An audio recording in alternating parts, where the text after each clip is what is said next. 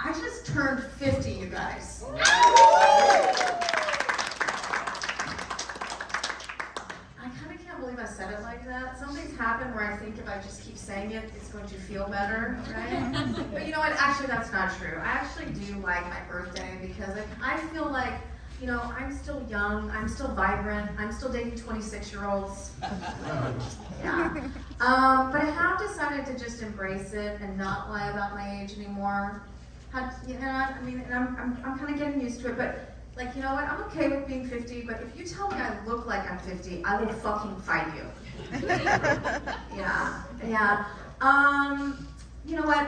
There is one thing that really bugs me though. I feel like at this age, society deems you like unfuckable or something. And it's at the time you're the best you're ever going to be in bed. I mean, you know what you want, you know how to ask for it, and you know you can't get pregnant. And I'm also really tired of people telling me that I should age gracefully. I mean, what does that even mean? I'm like, I guess I'll just gracefully take myself to my next Botox appointment. But you know what, you guys, I really earned those wrinkles. I am a single mom. Yeah. You know what, it's hard being a parent. I mean, you have to pretend to enjoy all the things your kids enjoy, like kids' birthday parties, play dates, their father. But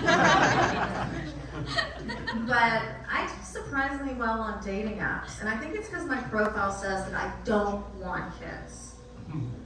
Then they find out it's because I have 4. Yeah. But you know what? I love being a mom. And you know what they say about having kids? It's a lot like making pancakes. First one's kind of fucked up. Probably should have thrown it away. As far as I know, it's still legal to laugh at that joke, you guys. But I think having kids is a lot more like eating pancakes. You always regret having your 4th one.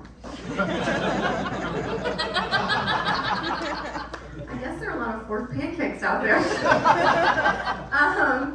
In case you guys were wondering, none of my kids like that joke. Especially my 4th pancake. And oh my God, you guys, she is so dramatic. Like, she loves to overuse the word trauma. And the other day I was like, Sadie, you are not traumatized because I won't buy you a pumpkin spice latte from Starbucks. You're traumatized because your mom does stand-up. Oh gosh, speaking of pumpkin spice lattes, they're everywhere, aren't they, you guys? It's the season, right?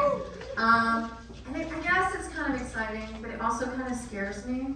I feel like the pumpkin spice latte is the gateway drug of Starbucks. It leads to everything else on the menu. I mean, it starts with one pumpkin spice latte in the fall, and by December you're sucking Santa's dick for a chestnut praline venti something. Right? Watch out, you guys. Actually, my youngest, that 4th pancake, I've always called her pumpkin pie. Maybe because I'm from the South. Or maybe it's because she's like sweet and a little spicy and I'm only in the mood for her once a month. But you know what? She is a preteen, you guys. She just started 7th grade.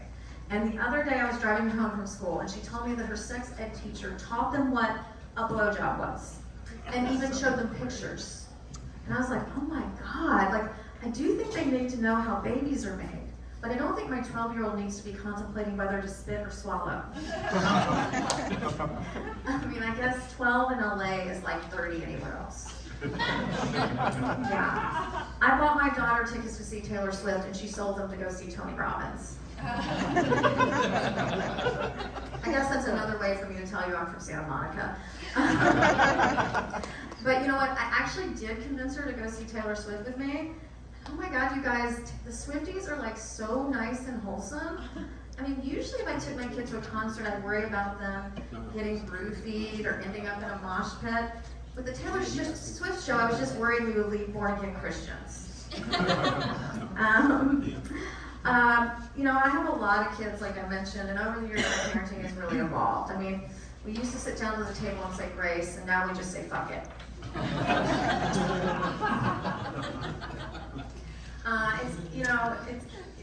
It's even changed like with my older kids, like my 19-year-old son. I used to be like, when are you gonna stop smoking weed? And now I'm like, when are you gonna come home with weed? Yeah, he's so sweet. For my birthday, my 26-year-old son moved back in with me. That was my present. I was like, yay for me. But actually, I love it. He and I are really close. He shares a lot with me, or he used to. He told me recently that all the girls he goes out with, they ask him to choke them. And I told one of my girlfriends this, and she was like, well, did you tell him that was okay? And I was like, the choking part or the telling me about it?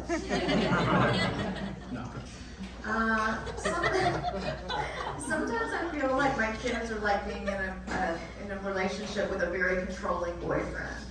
I feel like they shouldn't be telling me what to do, and they feel like I shouldn't be in a bikini on Facebook. My 26-year-old also overuses this therapy words and is very dramatic. He told me the other day that he wasn't going to introduce me to anyone he was dating, that was his boundary. He thinks boundaries only go one way. I was like, okay, fine. My boundary is if you sleep with someone in my house, I get to know her name. Yeah. Still haven't met any of them, you guys. I have decided not to dress up for Halloween, but I am going to dress up my dogs. Are there any crazy dog people out here? No? Anybody had a dog birthday party? Yeah, I haven't done that yet, but I did give my Chihuahua a quinceañera. As her adopted mom, I felt like I had to honor her heritage. But you know what? I don't just have dogs. I have 3 dogs and 3 cats. Yeah. Which means I'm crazy or I have the Brady Bunch of animals. So I created a theme song for our household. And it goes a little like this, you guys. There was a story about a divorced lady who was bringing up 3 very cuddly dogs. All of them were little bitches like their mother, the youngest one a cunt. Till the one day when this lady met 3 kittens who were living out on the streets all by themselves. Now they're all sleeping in her bed together, and that's the way her sex life came right to a halt. It's all their fault.